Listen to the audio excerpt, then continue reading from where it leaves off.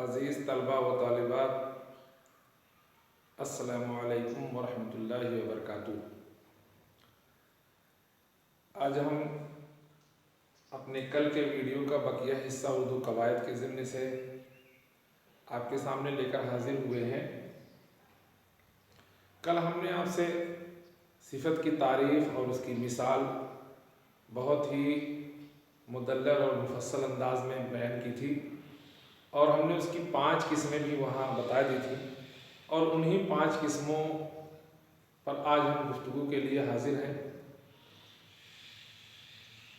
ان 5 قسموں میں سے سب سے پہلی قسم صفت ذاتی۔ 5 قسمیں جو تھیں ان میں ایک صفت ذاتی ہے، صفت نسبتی، صفت عددی، صفت مقداری اور صفت ضمیری۔ کچھ لوگ صفت ضمیری کو جیسے شمع و ادب وغیرہ میں ضمیر اشارہ بھی ملتا ہے۔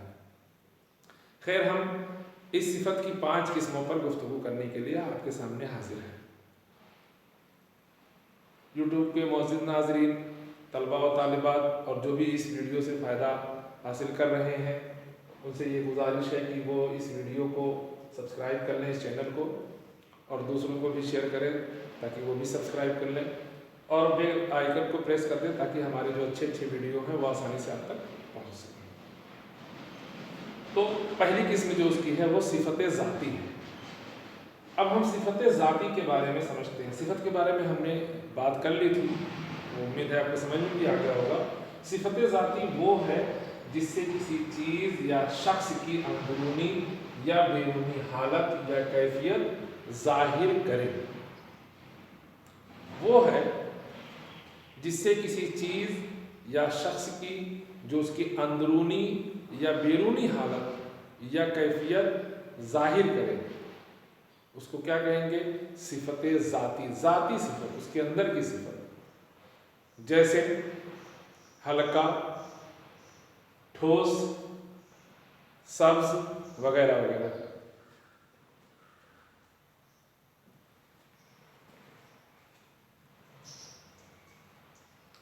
ایک چیز اور یہاں عرض کر دیں، یہ اس کی مثال جیسے ہلکا ہے، ٹھوس ہے، سبز ہے وغیرہ وغیرہ، یہ ساری چیزیں صفت ذاتی میں ہیں۔ مگر اس بات کو اور واضح کرنے کے لیے ہم اس بات کو اس طریقے سے بھی سمجھ سکتے ہیں کہ جو شخص، یہاں ہم نے لکھ دیا ہے کہ جو شخص شے اور جگہ کی خوبی، حالت، کیفیت اور رنگ بتائے، یہ صفت ذاتی ہے۔ اب اس صفت ذاتی کے اندر یہ تو ایک اس کی تعریف ہوگی، اس کی مثال ہوگی، اور اس بات کو سمجھنے کے لیے ہو گیا، لیکن اس کے اندر بہت ساری چیزیں موجود ہیں جن کا جاننا بھی ضروری ہے۔ ہم بار بار اس بات کو عرض کرتے رہے ہیں کہ چونکہ جو اردو ہے وہ عربی، فارسی اور ہندی کے ذریعے سے، یا اس کے الفاظوں سے، یا اس کے قواعد سے، یا ان کے لفظوں کے ذریعے سے ہے، تو اس لیے ظاہر سی بات ہے کہ اردو میں بھی جو قواعد ہوں گے وہ ہندی، فارسی اور عربی سے بھی کہیں نہ کہیں لیے گئے ہوں گے۔ تو جب ہم صفت ذاتی پر بحث کر لیے یا اس کی تعریف جان لیے، تو اب اس صفت ذاتی کے اندر کچھ چیزیں ہیں، اور وہ یہ ہیں کہ سب سے پہلی چیز کیا ہے کہ اردو میں، یہ چیز یاد کر لیں، آپ ذہن میں نشی کر لیں کہ اردو میں چند حروف یا علامتیں ہندی کی ایسی ہیں کہ جن کے لگانے سے صفات میں نفی کے معنی پیدا ہو جاتے ہیں۔ ان کو ہم کیا کہیں گے؟ منفی صفات ذاتی کہتے ہیں۔ جو علامتیں ہندی کی ہیں یا چند حروف ایسے ہیں جن کے لگانے سے جو ہے صفات میں نفی کے معنی پیدا ہو جاتے ہیں، انہیں ہم نے مختصراً لکھ دیا، انہیں منفی صفات ذاتی کہا جاتا ہے۔ اور وہ کیا ہے؟ جیسے اٹل، آپ کو لگا اٹل ایک لفظ ہے، اس کے معنی اٹل، کوئی دقت نہیں، لیکن اس صفات میں جو ہے وہ منفی ذاتی صفات سامنے آتی ہیں۔ اٹل جس کے معنی ہوتا ہے نہ ڈرنے والا، ایسے ہی جیسے امر ہندی میں شبد ہے امر، نہ مرنے والا۔ اس کے علاوہ جیسے بے سورا، بے جوڑ، تو یہ جو ہے یہ منفی ذاتی صفات، جیسے اٹل نہ ٹلنے والا، امر نہ مرنے والا، فارسی کی علامت۔ اس کے علاوہ یہ تو یہاں تک हिंदी से जो अलामतें हैं उसको हमने बताया। अटल भी हिंदी लफ्ज़ है, अमर भी है, बेसुरा भी है और बेजोड़। तो ये हिंदी से जो अलामतें आई जिनके लगाने से सिफात मनफी के माना पैदा होते हैं वो हैं। इसके अलावा जो है फ़ारसी और अरबी अल्फाज के साथ फ़ारसी और अरबी की अलामतें भी इस्तेमाल होती हैं। वो भी क्या है? सिफात मनफी, यानी मनफी सिफात ज़ाती के माना पैदा करती हैं। हमने उसको बहुत ज़्यादा ना लिखकर उसकी मिसाल लिखी, जैसे फ़ारसी की अलामत मसलन नालायक, नाबीना, ये फ़ारसी की अलामत। इसके अलावा अरबी की अलामत, जैसे यहाँ हमने अरबी लिख दिया, अरबी की अलामत में जैसे गैर मिस्कीन वगैरह, ये सारी चीज़ें जो हैं वो मनफी सिफात ज़ाती में आती हैं। तो ये हो गया सिफत ज़ाती के बाद। अब हम उसकी जो दूसरी किस्म है वो है सिफत निस्बती। अब इस सिफत निस्बती के बारे में जानते हैं और उस पर आपसे गुफ्तगू करते हैं। कहते हैं वो हैं जिनसे किसी शय से लगाव या निस्बत जाहिर हो। वो हैं जिनसे किसी शय से लगाव या निस्बत जाहिर हो। मसलन हिंदुस्तानी, यहाँ हमने लिख दिया मसलन हिंदुस्तानी। अब हिंदुस्तान एक मुल्क है, लेकिन उसमें क्या हुआ, एक हर्फ उसमें जोड़ दिया गया। कौन सा हर्फ है? ये। हिंदुस्तान एक मुल्क है जो हमारा मुल्क है, उसमें हमने ये जोड़ दिया, तो जो ये है वो याए निस्बती हो गया। अब हम जब हिंदुस्तानी हमने कहा तो इससे अपने मुल्क से अपनी निस्बत को हम जाहिर कर रहे हैं।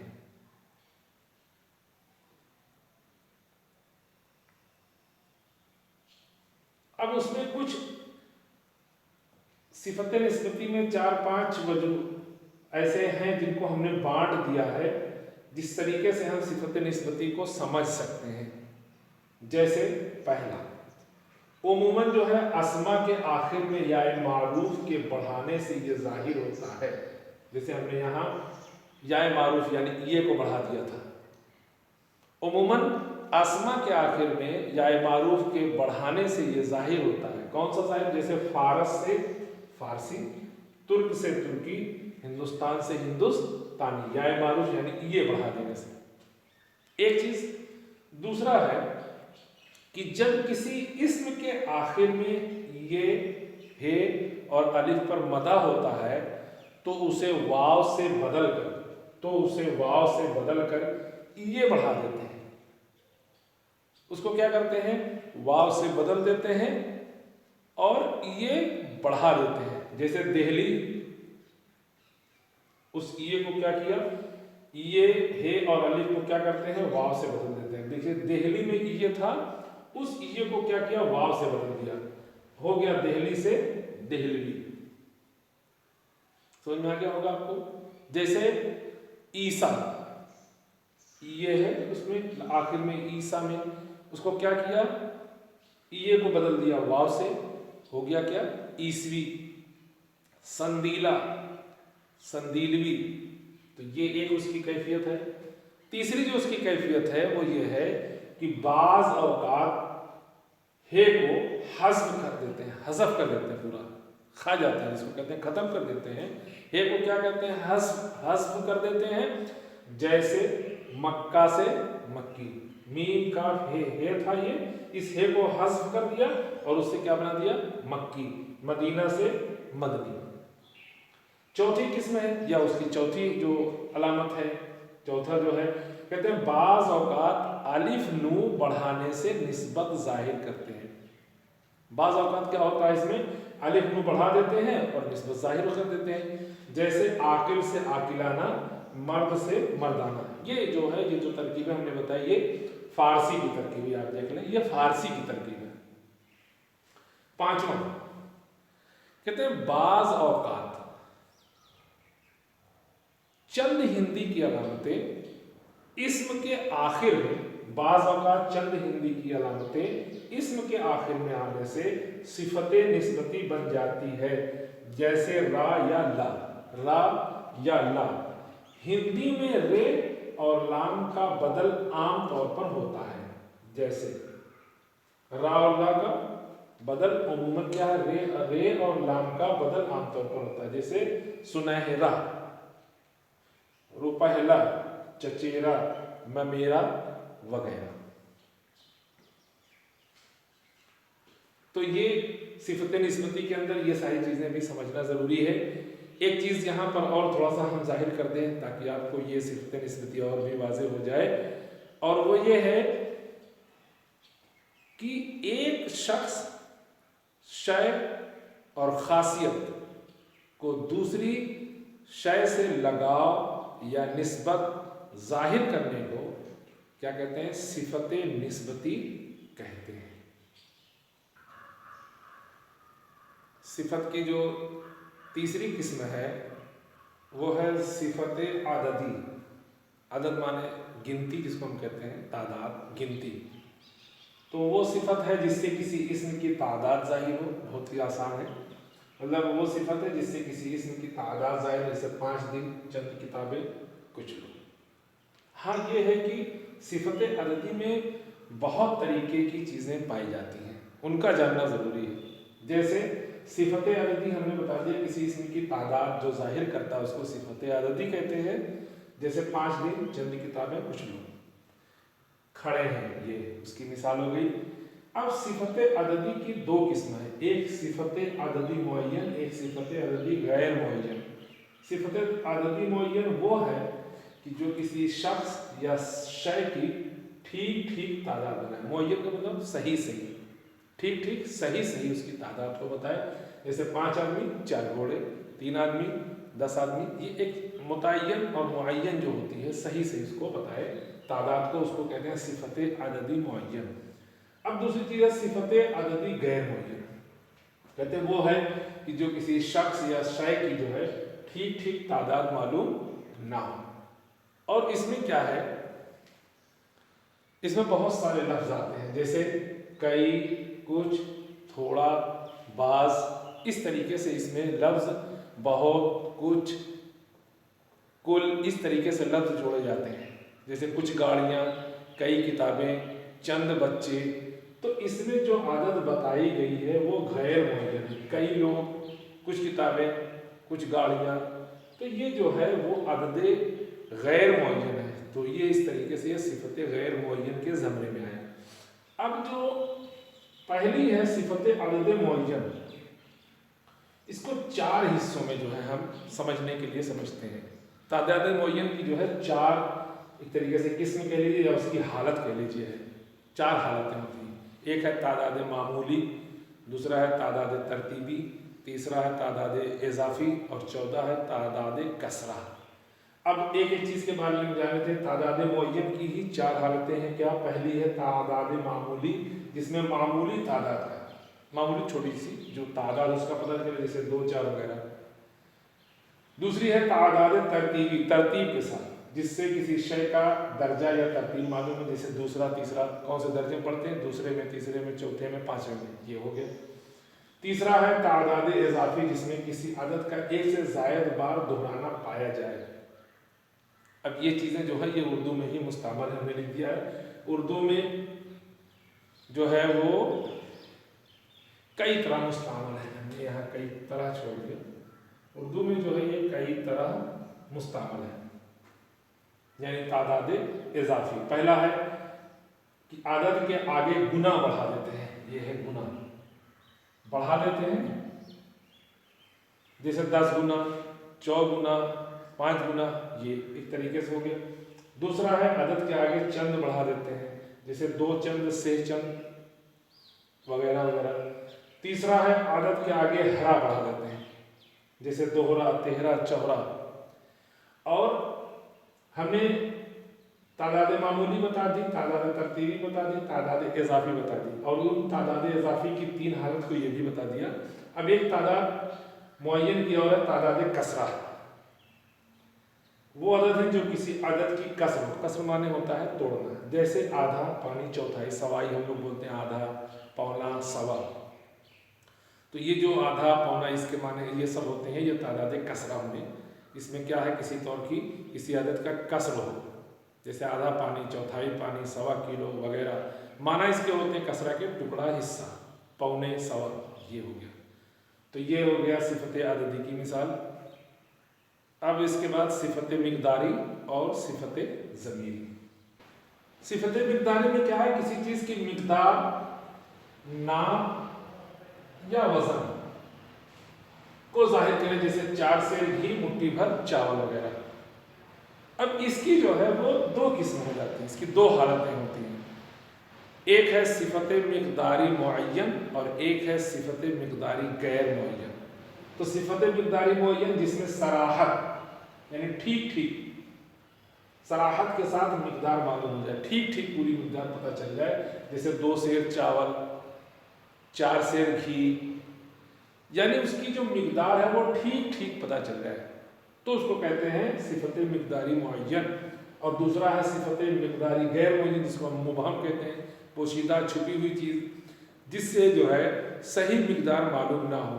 जैसे बहुत पानी, जिसमें सही मिकदार मालूम ना हो, जैसे बहुत पानी, इतने आदमी, कितने लोग वगैरह वगैरह। तो ये उसकी हो गई चौथी किस्म सिफत मिकदारी और उसकी 2 हालतों के बारे में। और 5वीं किस्म है सिफत ज़मीरी। लोगों ने इसको सिफत इशारी भी कहा है, चूँकि इसके अंदर इशारा भी ज़म हो गया है, मिल गया है, इसलिए हमने इसको सिफत ज़मीरी के नाम से इसको पढ़ाने की कोशिश की। बहुत से मौलवी अब्दुल हक साहब जो हैं क़वायद उर्दू में, वो सिफत ज़मीरी लिखते हैं और बताते भी हैं, जबकि शम्स आदम में आपको सिफत इशारी मिलेगी। तो चूँकि इसमें इशारा का लफ्ज़ आ जाता है, इसीलिए इसको हम सिफत ज़मीरी कहते हैं। वो ज़मीरें हैं जो सिफत का काम देती हैं। कौन सी हैं? जो सिफत ज़मीरी, वो ज़मीरें हैं जो सिफत का काम देती हैं, सिफत ज़मीरी हैं कहलाती हैं। जैसे ये, वो, कौन, जो, क्या, ये सिफत ज़मीरी हैं। मिसालें हैं, वो औरत आई थी, कौन शख्स ऐसा कहता था, क्या चीज़ गड़बड़ है, वगैरह वगैरह। ये अल्फाज जो हैं जब तन्हा आते हैं तो ज़मीर है, लेकिन जब किसी इस्म के साथ इस्तेमाल होते हैं तो सिफात हैं। ये आप गौर कर लें, अगर तन्हा आएंगे तो ज़मीर है। और ज़मीरें आपने पढ़ा है पिछले में, उसमें आप बखूबी मेरे वीडियो को आप देख सकते हैं, बहुत ही वाज़ेह है। उसमें ज़मीरों में भी देखिए, यहाँ पर इन्होंने इशारे का लफ्ज़ इस्तेमाल किया, जैसे ये और ये, तो इसमें इशारा यानी ज़मीर इशारा भी इसमें हो गया, सिफत इशारा। तो ये अल्फाज जो है जब तन्हा आते हैं तो ज़मीर, और जब किसी इस्म के साथ होते हैं तो सिफात होते हैं। तो आज हमने आपको सिफत की 5 किस्मों पर एक तफसीली गुफ्तगू की। उम्मीद है कि आपको ये गुफ्तगू पसंद आई होगी। आप खुद भी इससे इस्तिफादा हासिल करें, दूसरों को भी इस्तिफादा पहुंचाने की कोशिश करें। चैनल को सब्सक्राइब करें, दूसरों को भी शेयर करें, बेल आइकन बटन को प्रेस करना ना भूलें, ताकि हमारे जो अच्छे वीडियो वो आप तक आसानी से पहुंच सकें।